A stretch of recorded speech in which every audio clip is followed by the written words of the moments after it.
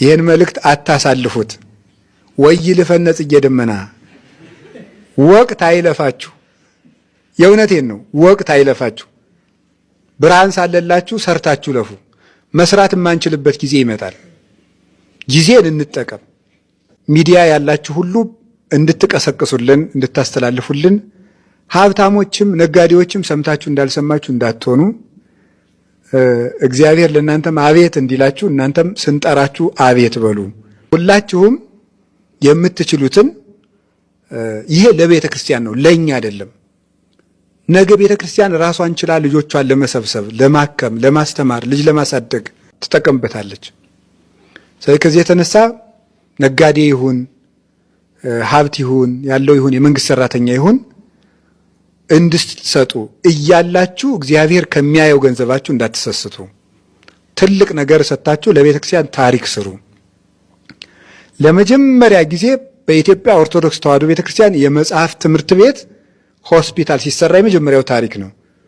የዚህ ታሪክ ተሳታፊ እንድትሆኑ ሚዲያ ያላችሁ ሁሉ እንድትቀሰቅሱልን፣ እንድታስተላልፉልን፣ ሀብታሞችም ነጋዴዎችም ሰምታችሁ እንዳልሰማችሁ እንዳትሆኑ እግዚአብሔር ለእናንተም አቤት እንዲላችሁ እናንተም ስንጠራችሁ አቤት በሉ።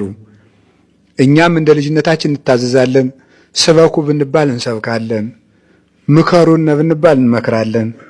አስታርቁን ብትሉን እናስታርቃችኋለን።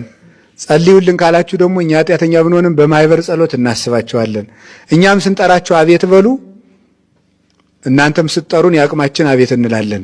ሰምታችሁ እንዳልሰማችሁ አትሁኑ። ይህን መልእክት አታሳልፉት።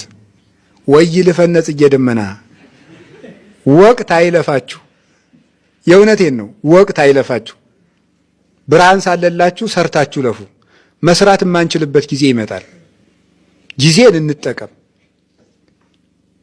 ያ ነው ሆስፒታሉን የመረጥነው። ሀገርን ማገልገል አለብን። እኛ ኦርቶዶክሳውያን ያላመኑትን ጭምር እንድናገለግል ታዘናል።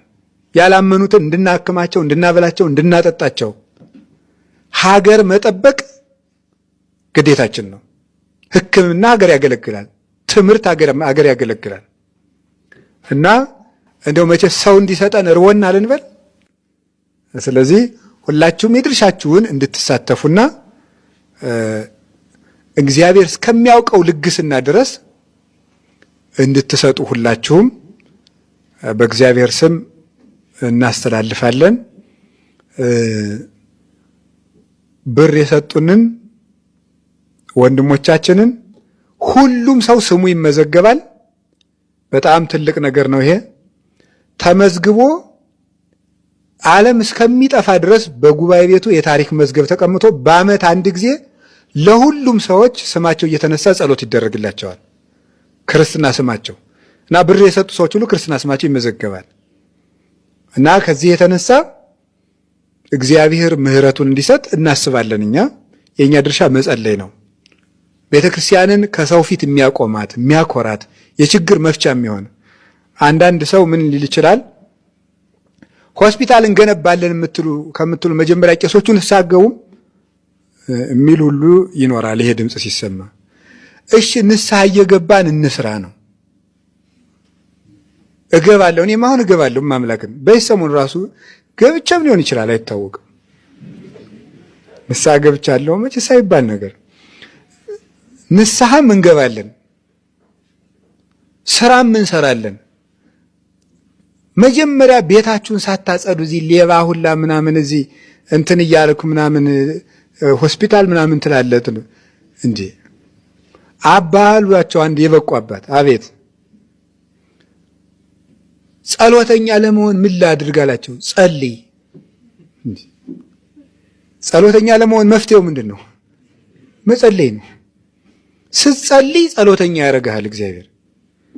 ኢትዮጵያ ውስጥ ያሉን አሁን የአስተዳደር ችግር፣ የቤተ ክህነት ችግር፣ የቄስ ችግር፣ የመነኮሳት ችግር ሁላችንም የሌሎቹን እንግዲህ የጳጳሳቱን አላውቅም ምን ያላየውም ሰው ይላል። እሺ ችግሩን ለመፍታት ምን እናድርግ? ተጎልተን ጉጭ ነው መስራት ማልማት። መንፈሳዊ መፍትሄ ለመስጠትም ማልማት አለብን። የካህናት ስልጠና ለመስጠት፣ ሕፃናትን በአግባቡ ለማስተማር ወጣቶችን ኦርቶዶክሳዊ ነው ሰክነው እንዲያድጉ በማድረግ አሁን በጠበጥንም ማሳመርንም አበላሸንም ያለነው መነኮሳት ተወልደን አድገን ነው። የዛሬዎቹ ከበጠበጥን የነገዎቹ እንዳይበጠብጡ ልጅነታቸው ጀምሮ ማስተማር ነው። እንድናስተምርም ማልማት አለብን። ለምሳሌ በቀላሉ ይችን አዳራሽ እኮ አሁን ፀሐይ ዝናብ ተቋቁመን እንማረው ስለሰራናት እንስራና ለቤተ ክርስቲያን መፍትሄ እናምጣ። ተጎልተን በመነቃቀፍ በመስተዳደብ የሰው ኃጢአት ቀኑን ሙሉ ሲዘረዝሩ በመዋል የኢትዮጵያ ቤተክርስቲያን መፍትሄ አይመጣም።